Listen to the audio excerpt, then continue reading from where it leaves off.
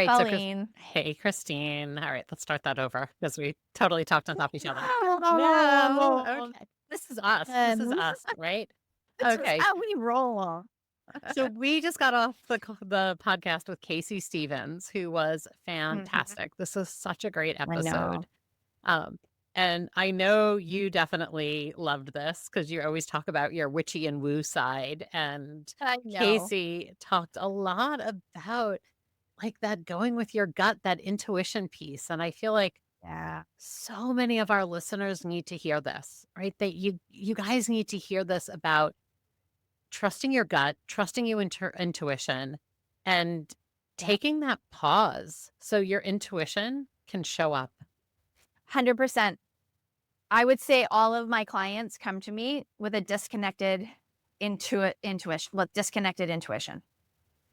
And let's just jump into it because trusting your gut is one of the most powerful tools that you have at your disposal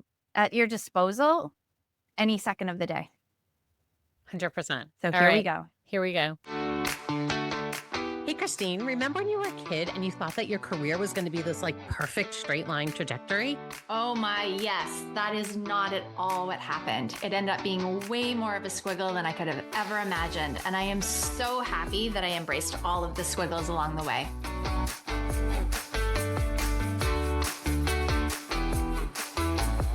Welcome back to Embrace the Squiggle, the podcast for anyone whose career or life looks nothing like a straight line.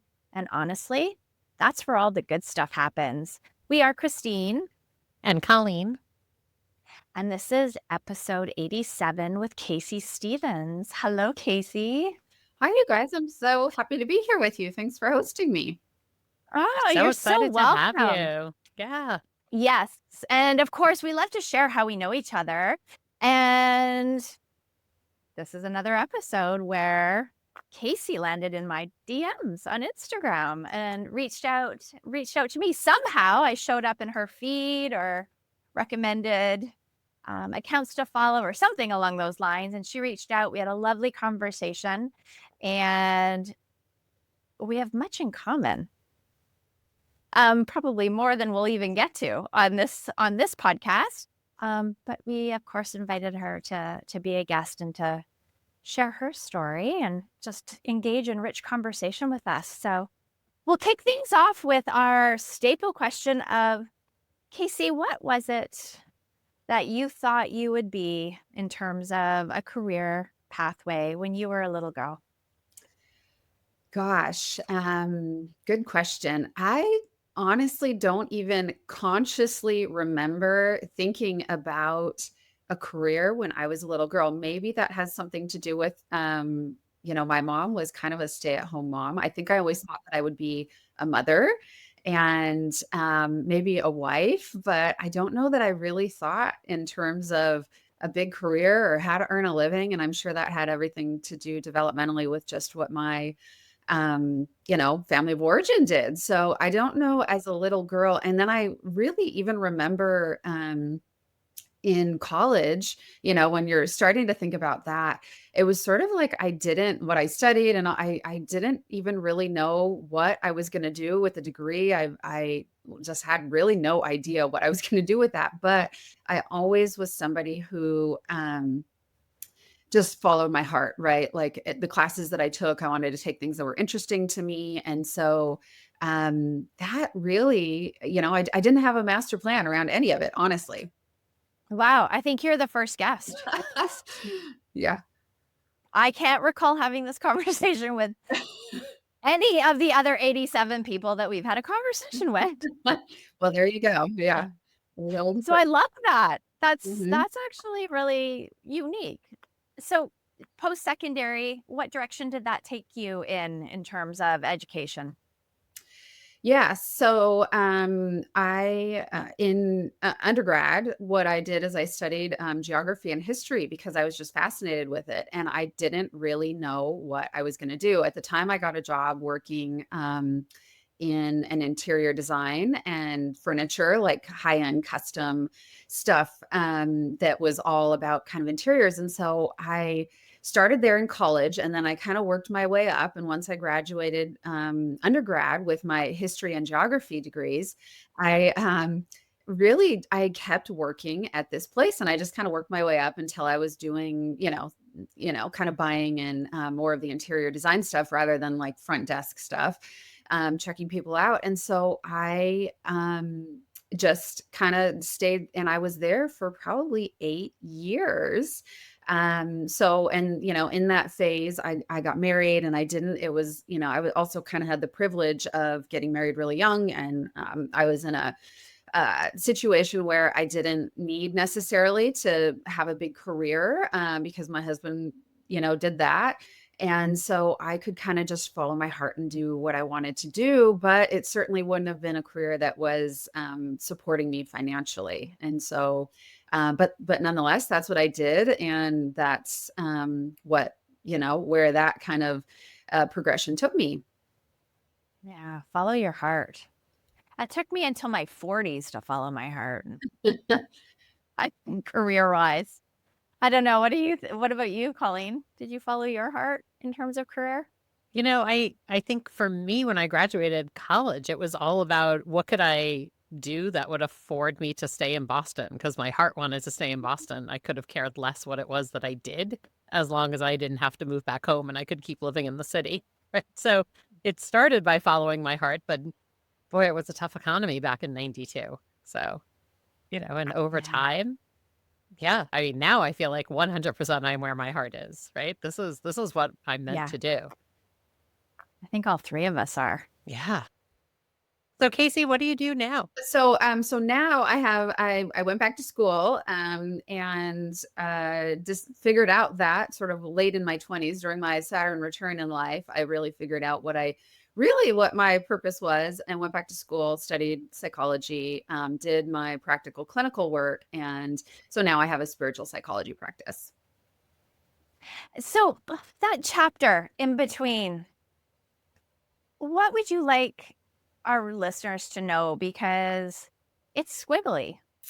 I think there was a lot that happened, and you obviously can filter what you'd like to share in terms of your story, but it's really what led you to going back to school.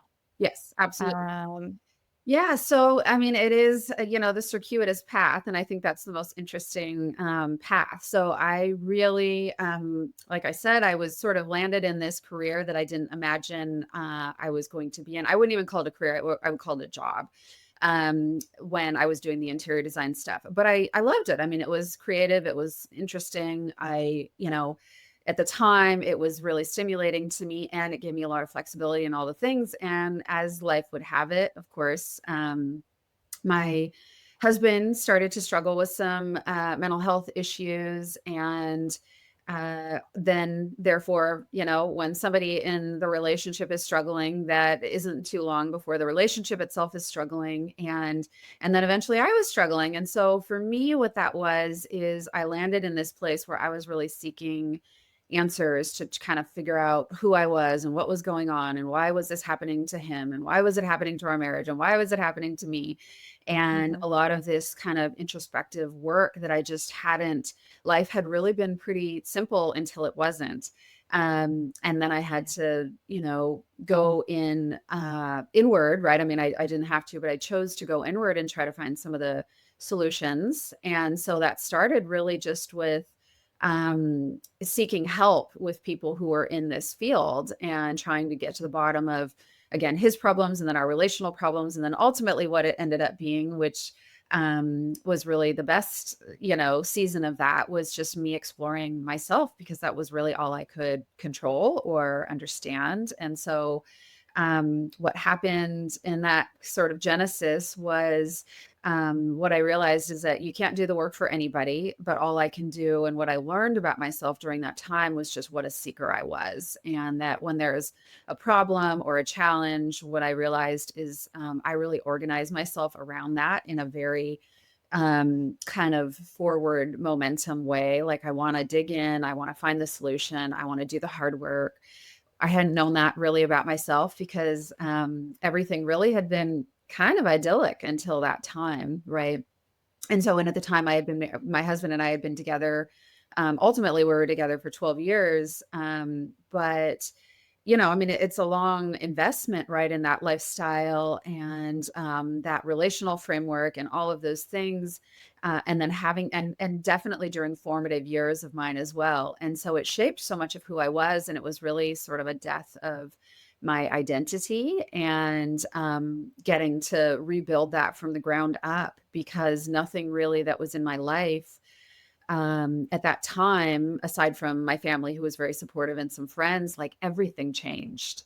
And so, again, that's really re-examining just who I was, what I was meant to do in the world, what my role was, my job, my purpose, everything you can imagine. I really was questioning, which started with the inner work myself. And then one day, as I was sitting with my own therapist, who happened to kind of practice in this kind of witchy, holistic way that I loved, I just finally came in and I was really kind of, like I said, in a place where, I had a job and I always worked, but I couldn't have supported myself doing that. And so I really had to and really I recognized how it like I was interested in it, but it wasn't really my purpose or it wasn't serving me in this more meaningful way. And I was in a deep quest during that time just to figure out like what is it that I want to do in the world and how do I want to show up and how do I want to serve people. So I just walked into her office one day after probably having done therapy with her, weekly and sometimes 2 times a week, I think, for a year. I just walked in and I said, "I think I want to do what you do." And it was just, I'll never forget the moment because she just said, "I've just been waiting for you to say that." Oh, I love it. Yeah. So it was really supportive. And then she ended up actually being one of the people that wrote a recommendation letter. And she said, I would normally never do this for anybody else. This is kind of like out of bounds. But she wrote one of the recommendation letters that I had going back into school to study this, clinical work. And I was also really clear. She inspired me in this beautiful way because she, again, practiced in kind of her own. She was very intuitive. She was very holistic, yet she had the clinical training. And so I knew that I wanted to bring my own medicine and my own magic to that, but I needed to figure out what that was.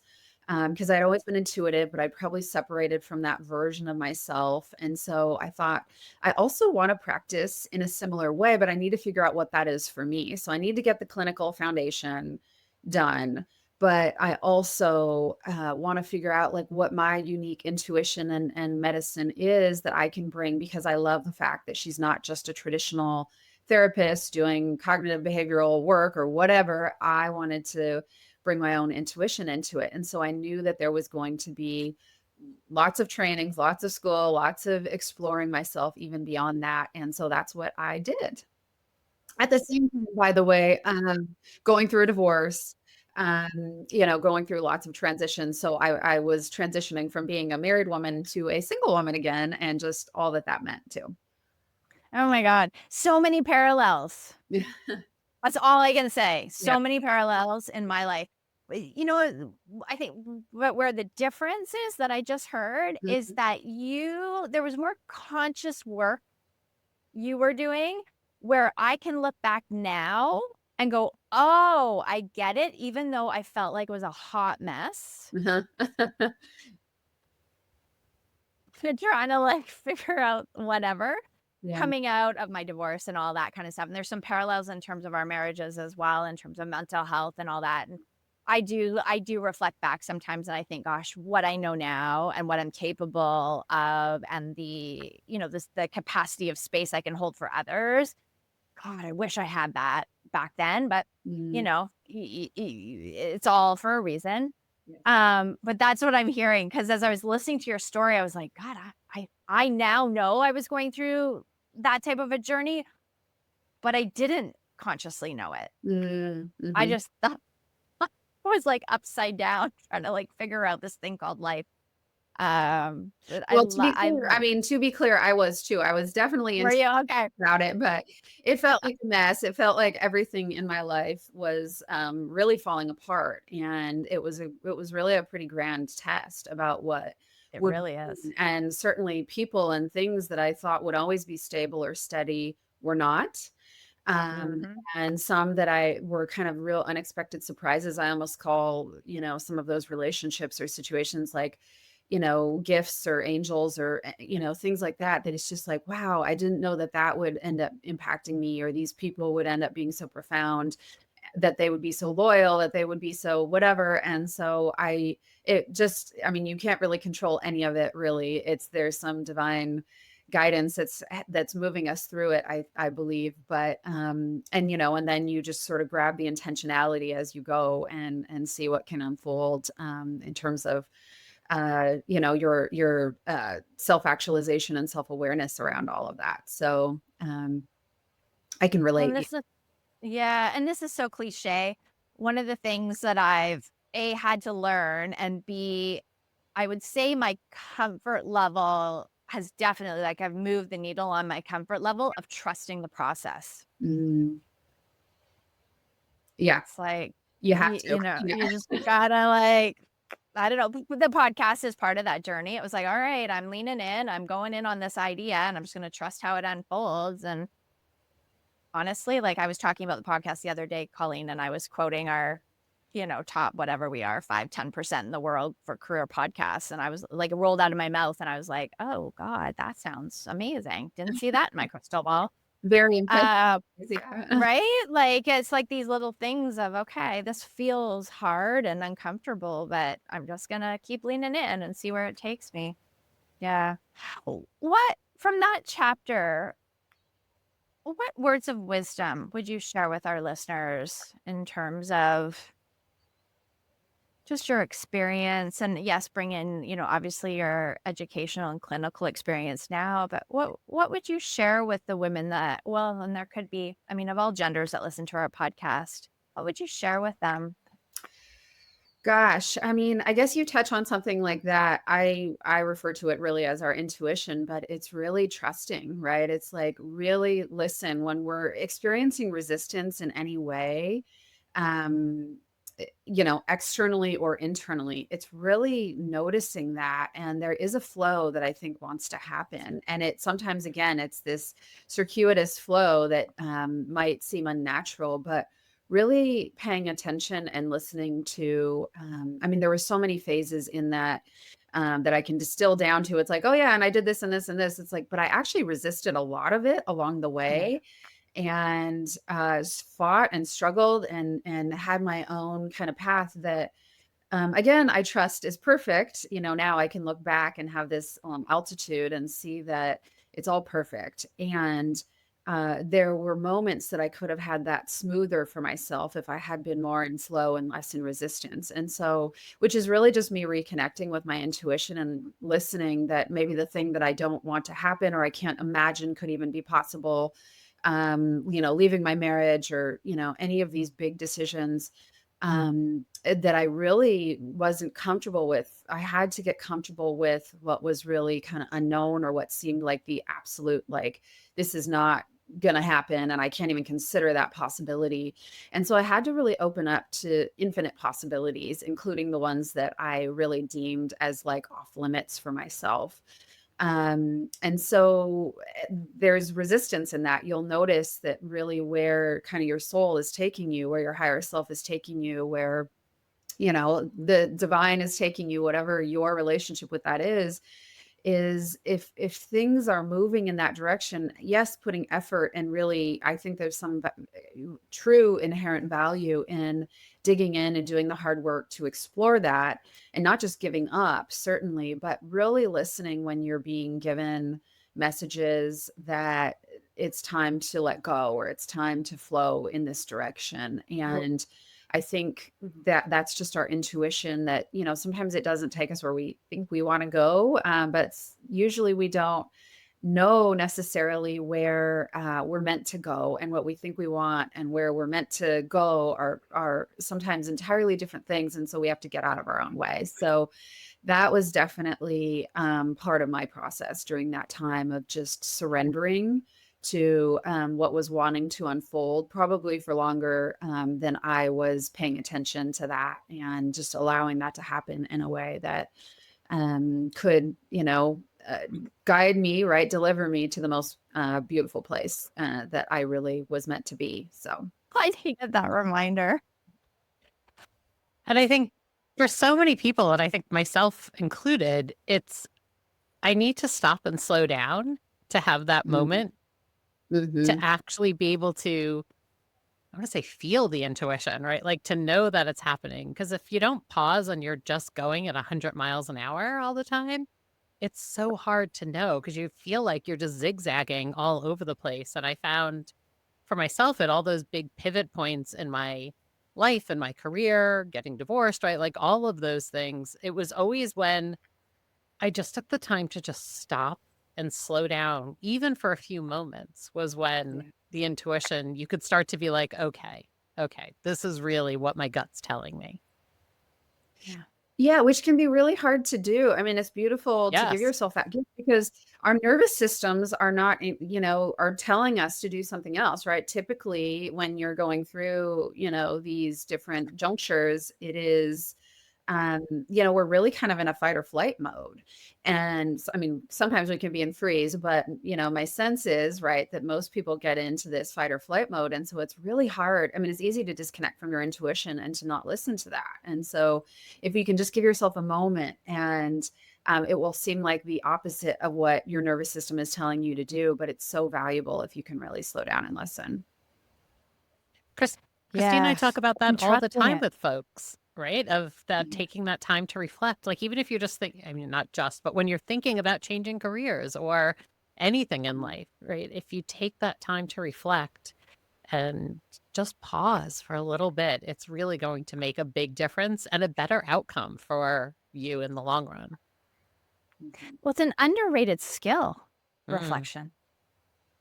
It really is. Like, whenever I throw that out to somebody, they're like, wait, what? Mhm. I'm like, you'd be surprised at what you'll discover if you just pause and Indeed. take some time. Well, and the whole intuition thing, yeah, I was at an event yesterday and I arrived to the event and I was moving through the crowd quite slowly. And this woman walked by. And I sort of she walked by and I turned and I watched her walk away and I was like, I think I know her. Mm. And so I went over to the event. She was a key person at this event. And I went over to the event, the person who was in charge of the event. And I said, what's that woman's name over there? And so she tells me. And I said, I think I'm going to take a risk and go and ask her what her maiden name is. And Susie, who was in charge of the event, said, okay, good luck. And I said, thanks. And I walked, Mhm. oh, yeah. And I walked over to this woman and I tapped her on the shoulder and she turned around and she looked at me and I said, may I ask you what your maiden name is? And she told me and I said, I know you. And I had sunglasses on. So I took my sunglasses off and I told her, I said, I'm Christine Thody. And this is a woman who taught me and my siblings swimming lessons as youngsters and then hired me into my very first lifeguarding job. And we were reconnecting at the top of a mountain. And it was when she walked by, I had an intuitive hit. And, it's one of those moments where sometimes you got to just chase it. And it's also okay to be wrong because I could have gotten it very wrong. But I remember the embodied feeling when she walked by me. And it was strong and there was a pull and I was like, I think this is who she is. And sure enough, it was. So when you slow down, you can actually, like, that's when, like you're saying, Casey, you can feel the intuitive hits. Mhm. Yeah, it's so often I think we just get disconnected from our intuitive selves. We have injuries along the way, or we betray or abandon ourselves, and it's so easy, right, to forget. And really, I think our intuition is exactly it's a remembering. Yeah, I love that. So tell us about the work that you're doing now, and I really want to hear about the witchy work because I love that stuff. I'm witchy and wooey too. Colleen's like, oh yeah. We found each other. Well, yeah. Yeah, so really, I mean, and this is going back. So I've been in practice nearly 15 years now. Yeah. And and I also that was another thing that I was very, very clear about is I wanted to do this work. I wanted to help people. I really want to align with people who are driven, right? And so what I learned about myself and also just kind of going through my relationship at that time is um uh, and I will circle back to your question, but this is all pertinent, I think, is what I recognized that what separated my husband and I at that time is that he either wasn't willing or able to kind of invest and do the work. And I just that orientation of either being a seeker or not, or kind of mobilizing in moments of trial or not. What I learned about myself that I saw in such clear contrast with this person that I loved so much was that I really organized again around this kind of mobilization and around this seeking. And so that was important for me because I also kind of knew a few things when I decided to even go back and do this work. Number one, I wanted to work for myself because I wanted to practice in the way that would be unique and self-honoring to myself.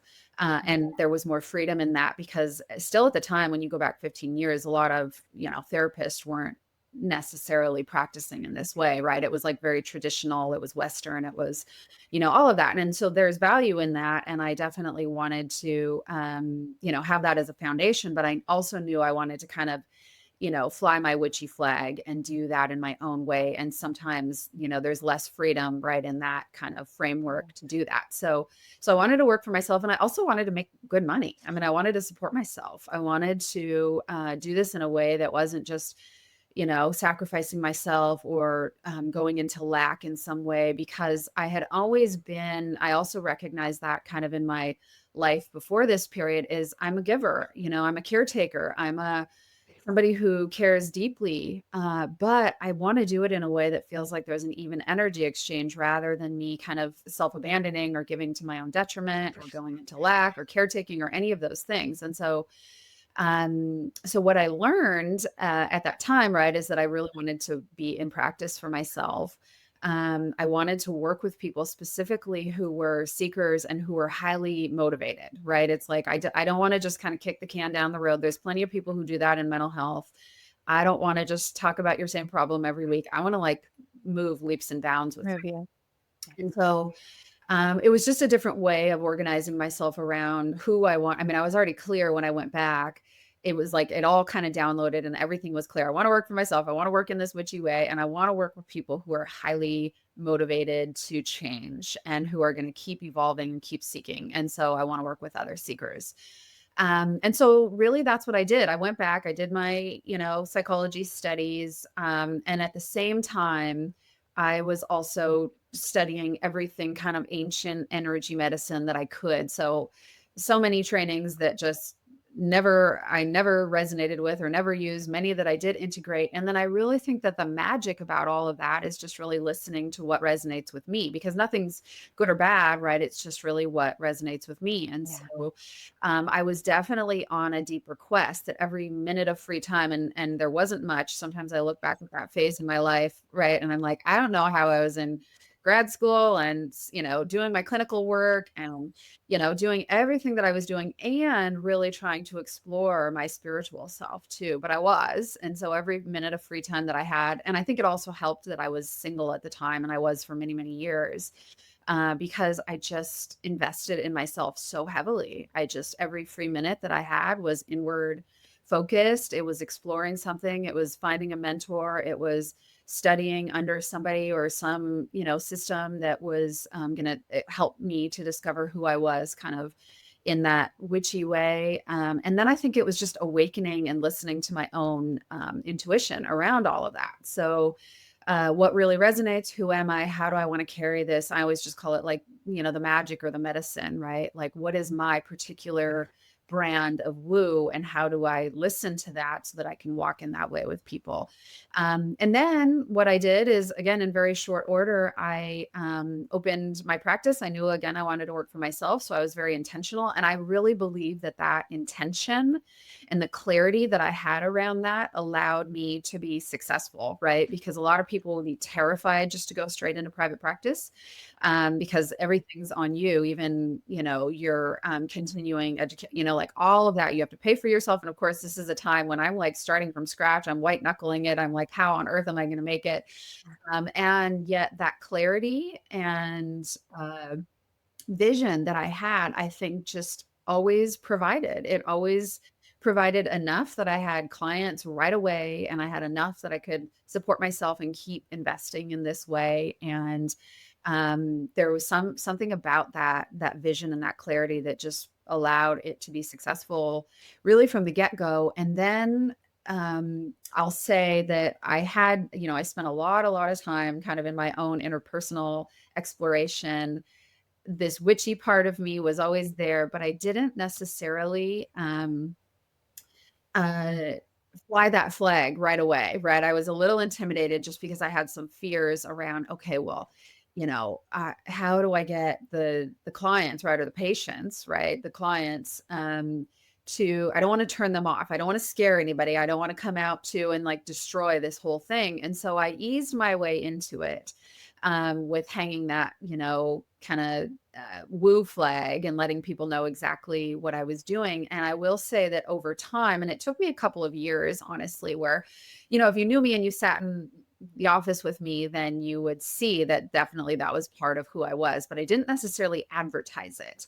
And so, but I would say maybe 2 or 3 years in, I just thought, what am I doing here? Like, I am not fully aligned. I'm not really integrated. I have to just own who I am fully. And so, the only way to really do that is just to like put it all out there. And I was established enough, I had a steady base of clients, but I also noticed that, I wanted to enjoy my work even more. So I didn't just want people to come to me. I had, a combination of people that, some people might just be seeking therapy, and then some might be, exploring some of this more spiritual stuff. And what I really loved doing was the spiritual stuff where I could do both.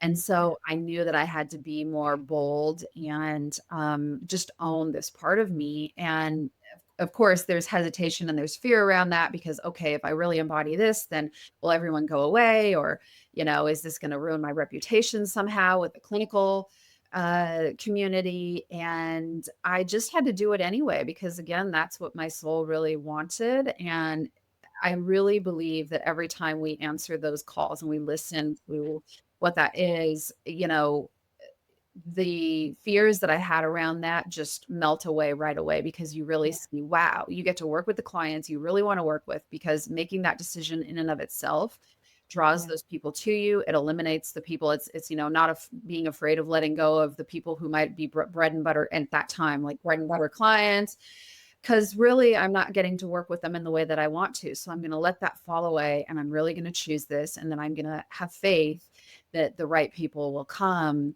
and that more of the right people will come. And, every time I have ever made a decision like that and gotten more into alignment with my own heart and with my own self, it pays off absolutely, business wise, like tenfold, right? And all of a sudden, the clients that I'm working with are really aligned and they're really curious about the work I'm doing, which is really where I get the most fulfillment, right, out of practicing. And so it took me a couple of years being on that path, right, of not fully choosing it, to finally make that decision for myself. And it couldn't be a better, investment, right, in that. And then, of course, like success just absolutely falls, right, in every way possible. Yeah. I had the same resistance when I did my work in relational trauma, Mm. and I wasn't quite sure how it was going to fit into my practice and I was like, I'm hearing a lot of similarities. I'm like, I didn't really tell people, and I kind of slide it in and whatever. And then now when I like do my run through and I'm like, here are my certifications, here's what you can kind of expect in terms of working with me. And I run through it and the word relational trauma coach comes out of my mouth. Their eyeballs are this big. And I'm like, okay, we're ready for this then. Mhm. You know? And they're like, and they kind of lean in and they're like, oh, and I can't tell you how many times the messages come from their body language Mm, in turn, and so I was a little bit the same. I was like, oh, well, this might freak somebody out who isn't ready to go there. mm. But meanwhile, it was very much the same in terms of how do I weave this into my brand and how, and what somebody's experience is going to be like working with me. So And yeah, if they're not ready again, to it's go there, they're probably not the right client for you, right? If they're not ready well, to go there, exactly. right? There's plenty of other people Exactly. they can work with. 100%, 100%. So kind of threading it back to what you said earlier around the resistance piece, and not even resisting what our soul is calling us to do. So super love that. There are many Okay, Casey. yeah, many, many thresholds. Yeah. And I've just you Yeah. just have to keep pushing through. Yeah. I know. For me now, I'm like, oh, look at that. You're resisting this. At least it's in my conscious now, right? Instead of that, like, why is this not working? Right, right. Let me try and put that round, that square peg into that round hole just one more time. Um, Casey, you are being acknowledged for your amazing work in the world right now with just magazine articles and being named to like just being an influential and impactful human. What, what does that feel like to, I mean, every week I think you're sharing out like, here's this article and I'm named on this list, which is amazing. Of course, I'm like, yes, I get to talk to her. But like, how are you sort of soaking up and embracing such a public eye right now? Well, very humbly, I think, I'm tickled, of course. And, Well, I mean, this is been part of my journey too, is I don't think I'm ever somebody who wanted to be in the spotlight. I mean, that's why doing podcasts or, things like that.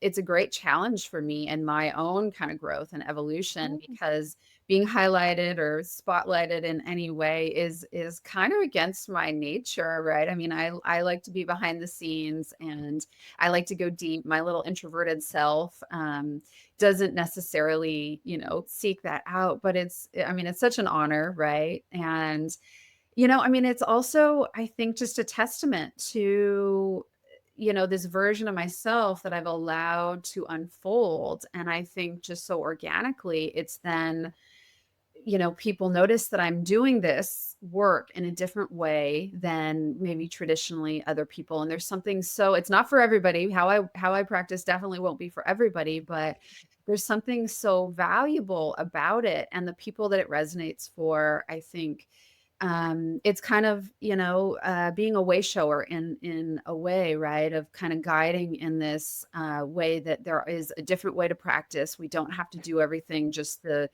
traditional way or the way that would be normal or that everyone would expect, and to be bold enough to lead out with just doing it your own way. And I think that is the magic in the medicine that we all bring, is really when we spend the time to learn who we are deeply and to know ourselves deeply, then that is what we have now available to share in whatever, in our own personal lives, certainly, but also in our work that we do, right? And so I think that's what it is. And, I think that's being recognized because not everybody does it exactly that way. So, I mean, again, it's just, I'm humbled by it, and tickled and all of those things. And yeah. I think that the biggest message is like, if you do something from your heart, and that is, I mean, yes, I have the traditional trainings and that is always kind of this foundational, framework that I come from.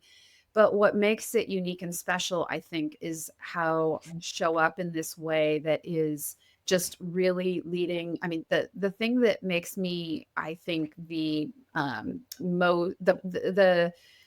I think the most special thing about how I work with people is not necessarily the clinical training I have, but how I really come from, wearing my heart on my sleeve, being authentic in that, having invested in, discovering what that is, and just being really true to myself. And that life experience that I have is so much more valuable than any of the educational experience, Wow. in my opinion. I think that's what Yeah. draws people to my work, to Yeah. sitting with me in a psychological framework that makes it different. Because again, who I am won't resonate with everybody, but the people that it does resonate with, I think it really helps. Yeah. So Yeah. And and it's I know I've shifted my coaching to incorporate a little bit more of my stories. I know when I first did coach training 13 years ago, mhm, it was like, "Oh no, like don't even let them know who you are?" And now it's like, I'm not afraid to say I've had the shittiest bosses ever. yeah, And let me tell you, if I can shift and transform one leader on planet Earth, my job is done, yeah, and it feels so liberating just to be able to say to someone, I get it. Like, I get your struggles. I get where you're at in life or your career or whatever. And it just, of course, there's boundaries 100%, but to be able to just lean in and say to someone, I see you, mhm. and let's get you to this next place. Like, that's what humans need. Oh my God, I could talk to you forever. Mhm. Like, I might have to come to Seattle. yeah, well, I'm of them had make Colleen have FOMO. yeah, we're neighbors. That's right. I know. Actually, I was north of Seattle not too long ago, and I was in Everett recently, and I didn't even think of it. I was racing down there. Maybe I'll plan another race and let you know. Yeah, Maybe I'll come down and race cyclocross. There's always good ones around Seattle, and I'll let you know. awesome. Would love that. Okay, okay, and we'll have some more wooey witchy chats because that's what I want the most of right now. Okay, as we move to close, is any other words of wisdom that you would like to share with our listeners? I don't think so. I think, the message that really comes through, probably for all of us, right? And I love the name of your podcast, The Squiggle, right? Because Mm. it really is that, embrace the squiggle. And when you do that, I think that we become so much more multidimensional, so much more interesting, so much more interested. Like, the way that we can show up that is just so much more dynamic is a gift that we give, right? And so when we really can embrace the squiggle, as you guys say, it is so, so profound, and it's so true. What we have to offer on the other side of that is profound. It is Mhm. absolutely stepping into the unknown. Mhm. Okay, we are going to end things on, not that this podcast has not been fun because it's been wonderful. Some fun questions to get to know you just a little bit more. Okay. So my first question is, what color brings you the most joy, Casey? Mm. Well, I love white, actually. Mm, I would say white is probably there's something kind of